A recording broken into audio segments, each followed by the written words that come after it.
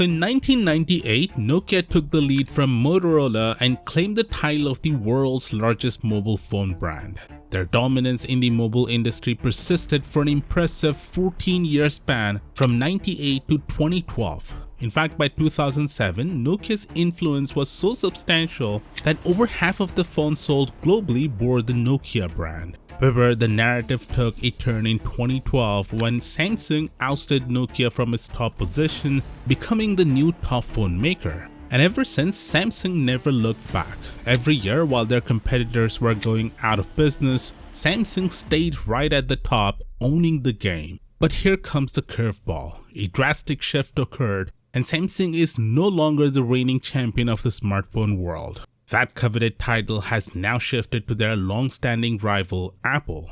Now you might be wondering, how did this happen? Why did it happen? Well, let me break it down for you. Apple has overtaken South Korean technological giant Samsung as the world's top smartphone seller. For nearly 12 years, Samsung's reign as top smartphone seller seemed unshakable, but 2023 brought a twist there. How significant is it that Apple dethroned Samsung over the course of 23? Certainly a victory, right? Given everything going on, it's a really big deal. You see, for the first time ever, Apple is now the top smartphone maker in the world.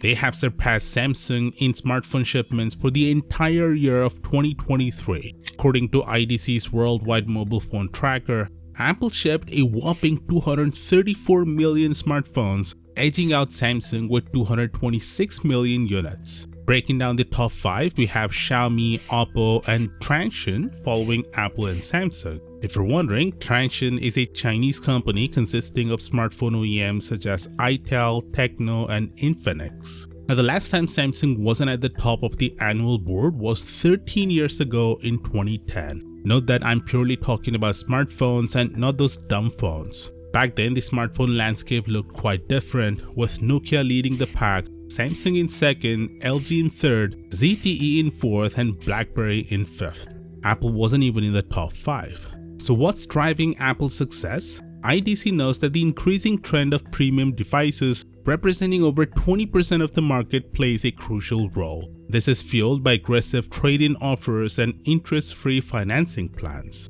Considering that Apple predominantly focuses on selling premium devices, with only the iPhone SE catering to the mid-market below $600, this is a notable achievement. However, analysts believe that Apple may not be able to sustain its current sales levels. They're saying Huawei stepping up and the growing local competition in mainland China could throw a wrench in Apple's growth plans there. Plus, the demand for high-end upgrades in places like North America and Europe is kinda hitting a plateau. So it's not all smooth sailing for Apple.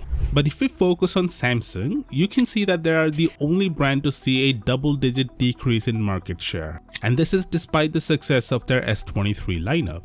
You see, the reason behind Samsung's significant market share loss in 2023 can be attributed to their strategic decision to concentrate on mid-range and flagship phones, aiming to improve profit margins. Unlike Apple, Samsung caters to all price ranges, including phones priced below $200. However, Samsung figured there wasn't much cash flow in these cheap phones, so they willingly gave up the lead in total units sold, hoping to boost their average selling price and profits to Apple's levels. Trying to compete with these super cheap brands just didn't make sense, because there's always going to be someone else with an even cheaper device. And that's why Samsung took a hit in market share. Now, the S24 is doing incredibly well in terms of sales, and with Huawei giving Apple a run for its money in China, there's a chance Samsung might reclaim the throne in 2024. But let's be real, it won't be a walk in the park. Samsung's gotta step up their game. Oh, and speaking of stepping up, Samsung's diving into a new category of devices. Click here to know more, and I'll catch you there.